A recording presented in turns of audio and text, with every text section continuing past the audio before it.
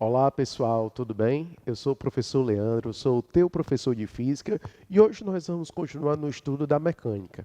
Lembrando que a mecânica ela tem algumas partes, né, algumas divisões e hoje nós vamos simplesmente começar a estudar essas divisões simplesmente da mecânica. Nós vamos estudar a chamada estática.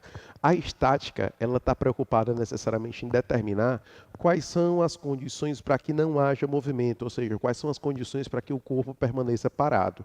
Não é? Esse prefixo est, ele vem do grego e quer dizer que as coisas estão paradas, as coisas não estão em movimento. E quais são as condições para que eu não tenha movimento? Toda vida que eu estou falando de mecânica, necessariamente eu estou falando de um corpo e a gente sabe que na ciência, propriamente dito na física, existem dois modelos de corpos. Existe o modelo do ponto material e existe o modelo do corpo extenso. Quando é que um corpo pode ser considerado um ponto material? Ele pode ser considerado um ponto material quando o tamanho dele não influencia para a situação. Por exemplo, se eu pego simplesmente um carro e coloco na BR-116, a BR-116 começa no Nordeste e termina lá no Sul, ou seja, ela atravessa todo o Brasil. Então, o carro ele vai ser considerado um ponto dentro da BR-116. Então, né, um carro para essa situação, ele pode ser considerado um ponto material. Leandro, se eu pego esse mesmo carro e coloco dentro da sala, do quarto, ou dessa sala de aula onde nós estamos gravando essa aula agora, perceba que esse carro para essa sala, ele vai ter um tamanho considerável. Por ter um tamanho considerável, ele é chamado de corpo extenso. Então, perceba que o mesmo corpo para uma dada situação pode admitir um modelo de um ponto material, mas também pode admitir um modelo de um corpo extenso. Quer dizer, Leandro, quer dizer que para que eu entenda simplesmente essa ideia de estática, para que eu possa compreender quais são as causas, quais são as necessidades para que um corpo fique parado, para que esse corpo não entre em movimento, eu simplesmente tenho que perceber que eu tenho dois modelos. Ou eu preciso compreender que eu estou falando de um ponto material, ou eu preciso compreender que eu estou falando de um corpo extenso. Um ponto material é quando o tamanho do corpo para uma dada situação não influencia. Quando é que eu vou ter um modelo de um corpo extenso? É quando o tamanho do corpo para aquela situação influencia, ou seja, quando o tamanho é significativo para aquela situação. O mesmo corpo pode, para uma situação, ser considerado um ponto material, mas para outra situação, ele pode ser considerado um corpo extenso. Então, você não pode esquecer disso aí. Mas agora, né, na aula de hoje, nas próximas aulas, nós vamos nos deter ao estudo simplesmente do ponto material.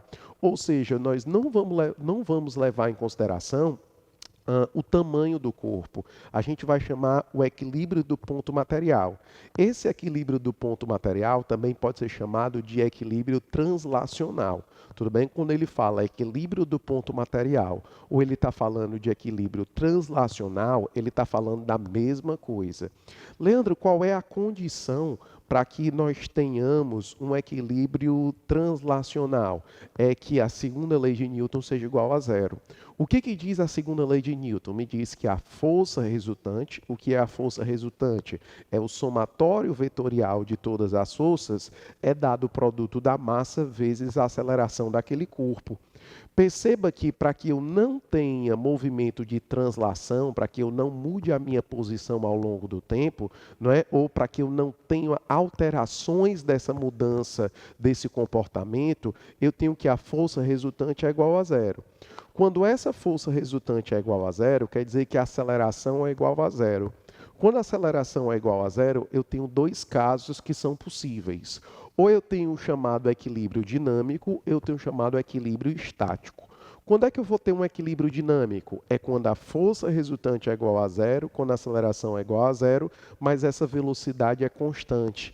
Ou seja, se a velocidade é constante, se eu não tenho uma alteração do vetor velocidade, quando essa velocidade é constante, eu tenho o chamado equilíbrio dinâmico. certo? Ou alguns livros também gostam de chamar isso de repouso dinâmico. Eu gosto de chamar de equilíbrio dinâmico. Ou eu posso ter o chamado equilíbrio estático, quando realmente as coisas estão paradas. Quando é que eu digo que eu tenho um equilíbrio estático real? É quando a velocidade é igual a zero, quando a aceleração é igual a zero e quando a força resultante é igual a zero. Ah, Como nós estamos atrás da estática do ponto material, do equilíbrio do ponto material, nós vamos nos deter ao estudo do equilíbrio estático, ou seja, de quando as coisas realmente vão ficar paradas. Para que as coisas realmente fiquem paradas, o vetor velocidade tem que ser zero, o vetor aceleração tem que ser zero e o vetor força resultante tem que ser zero. Para esse vetor resultante, força resultante ser zero, você tem que lembrar que o somatório vetorial entre eles tem que ser zero, tudo bem? Isso é importantíssimo. Você perceber que a força resultante ela tem que ser zero.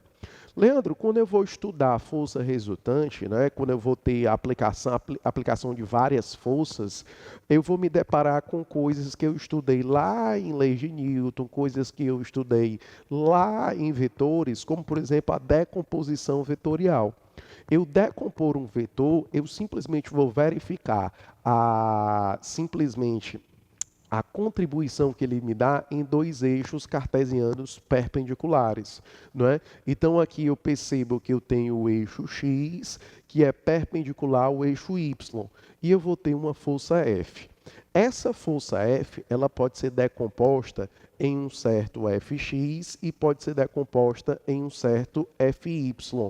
Então perceba que ela pode ser decomposta em um certo Fx e pode ser decomposta em um certo Fy. O que é decompor os vetores?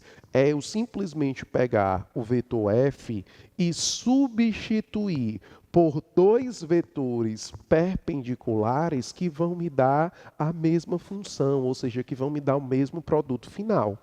Se eu aplico o vetor f, eu vou ter o mesmo produto final de aplicar o vetor fx e vou ter o mesmo produto final ao aplicar o fy. Então, ou eu aplico f, ou eu aplico fx mais fy.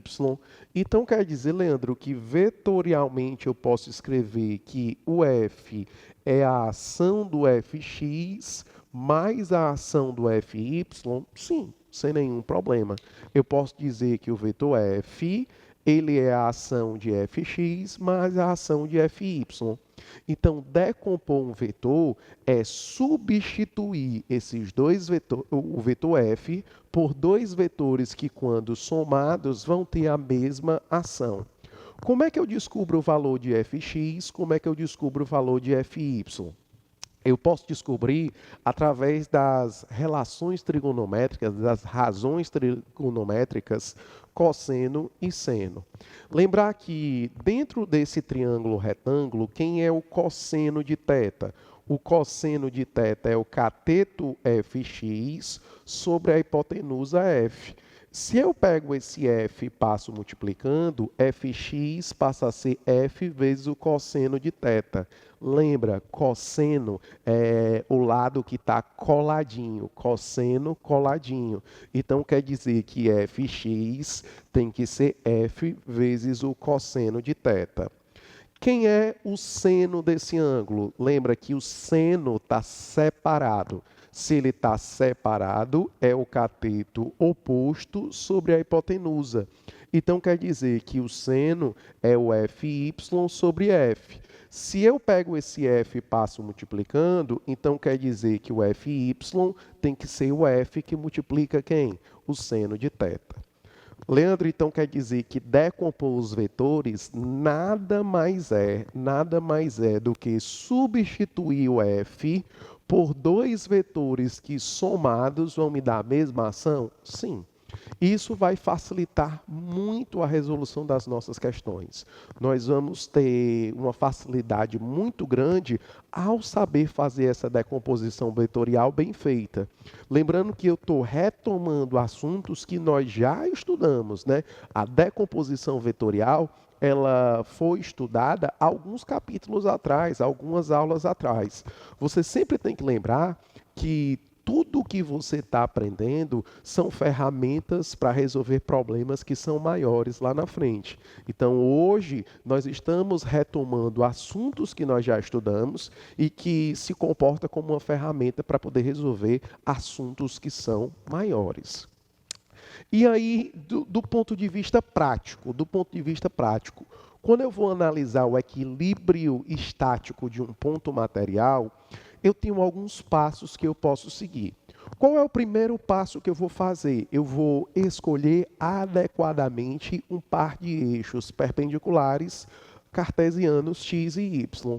E como é que eu escolho adequadamente? Eu vou escolher o eixo x e y que contém necessariamente, pessoal, o maior número de forças. Então, se eu tiver o maior número de forças distribuídas dentro daquele eixo, melhor para mim. Ou seja, para que eu faça o menor número de decomposições possíveis. Quando eu fizer o menor número de decomposições possíveis, então quer dizer que eu estou trabalhando com o meu sistema mais facilmente. Tranquilo? Segundo passo, eu vou decompor as forças que estão inclinadas nos eixos que eu escolhi. Terceiro passo, eu vou somar as forças que apontam para o mesmo lado. E quarto e último passo, eu vou igualar as forças que apontam em sentidos opostos. Olha para cá, preste atenção. Então quer dizer que eu tenho um exemplo aqui. Ele me diz que o F1 faz um ângulo de 45 graus com a horizontal e o valor de F1 é 2 raiz de 2. Ele quer saber o valor de F2 e o valor de F3. Supondo que esse corpo aí, esse ponto esteja em equilíbrio estático, né? Em equilíbrio translacional. Então, o que é que eu vou ter que fazer? Primeiro passo é escolher adequadamente o meu eixo cartesiano. Eu vou escolher o eixo que tem o maior número de forças, ou seja, eu vou dizer que a horizontal vai ser o meu eixo x e a vertical vai ser o meu eixo y. Então, aqui eu vou ter a vertical eixo y e aqui o eixo x. Segundo passo, o que é que eu faço? Eu vou decompor a força que está inclinada. Então, aqui eu vou ter o F1x e para cima eu vou ter o F1y. Eu tenho mais do que 4 forças? Não, se eu tivesse eu tinha que fazer um somatório, mas eu não tenho, então está tranquilo. Então, eu vou olhar para as forças que apontam em sentidos opostos. Todo mundo que aponta para cima quando eu somar vai ser igual a todo mundo que aponta para baixo quando eu somar. Então, eu vou ter que o F3, né, que está para baixo, vai ter que ser igual ao F1y. Mas quem é o F1y? Ele é o cateto oposto. Ele é o F1 que multiplica o seno de 45 graus. Então, o F3 vai ser igual ao F1, que é 2 raiz de 2, e o seno de 45, que é raiz de 2 sobre 2. Raiz de 2 que multiplica raiz de 2 é 2, dividido por 2, então o F3 são 2 newtons. Depois, o que eu vou fazer, Leandro? Eu vou dizer que todo mundo que aponta para a esquerda é igual a todo mundo que aponta para a direita.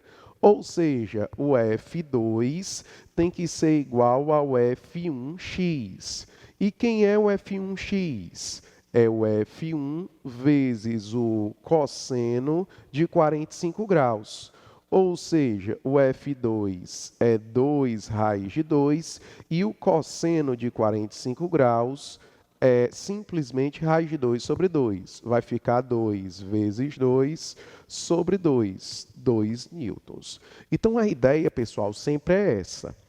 É escolher um par de eixos cartesianos adequados, decompor as forças que estão inclinadas, pegar essas forças que estão inclinadas, decompor ela no eixo x e no eixo y, pegar todo mundo que está para cima, soma. Pega todo mundo que está para baixo, soma. Pega todo mundo que está para a direita, soma. Pega todo mundo que está para a esquerda, soma. Tudo bem? Depois que eu fizer isso aí, o que eu vou simplesmente fazer? Eu vou igualar. Todo mundo que aponta para cima somado é igual a todo mundo que aponta para baixo somado. Todo mundo que aponta para a direita somado é igual a todo mundo que aponta para a esquerda somado, sem nenhum problema. Então, depois que eu fizer isso aí, eu vou resolver o meu problema de estática do ponto material. Lembrando que simplesmente quando eu for adotar corpos, eu posso dizer que aquele mesmo corpo pode se comportar como um ponto material e aquele mesmo corpo pode se comportar como um corpo extenso. O que você vai fazer agora? Você vai pegar o seu livro, você vai procurar lá estática do ponto material, equilíbrio translacional, você vai ler a teoria, você vai simplesmente fazer uma leitura desse capítulo e vai começar a exercitar. Lembrar que através do exercício é que você vai conseguir diagnosticar o seu aprendizado, você vai conseguir perceber o que você está aprendendo. Perfeito? Entendido isso? Então não esquece, vai exercitar. A dúvida só nasce a partir do exercício. Nas próximas aulas, eu vou resolver alguns exercícios aqui com você, mas é interessante que você tente resolver antes, para que você possa elucidar algumas dúvidas durante os nossos próximos encontros. Não esquece de ir lá no Instagram da gente, @LeandroReston, e perceber algumas práticas de física que nós estamos colocando sobre o assunto. Isso é muito importante, você fazer um link entre a prática e a teoria. Dentro de casa, será que você consegue perceber coisas que estão em equilíbrio do ponto material? Será que você consegue fazer isso aí? É um desafio que eu faço para você. Vai lá no teu Instagram, simplesmente olha para as coisas que estão dentro de casa, que podem ser consideradas corpos, pontos materiais, percebe a situação de equilíbrio que eles estão e posta no Instagram, marca a gente, que aí a gente vai começar a ter uma interação e perceber que você pode fazer física dentro da sua casa, que a ciência se encontra no seu cotidiano. Ok? Então, vai lá no Instagram, marca a gente, faz um experimento físico, @LeandroReston. Eu estou esperando por você. Felicidades a todos e até a próxima, se Deus quiser.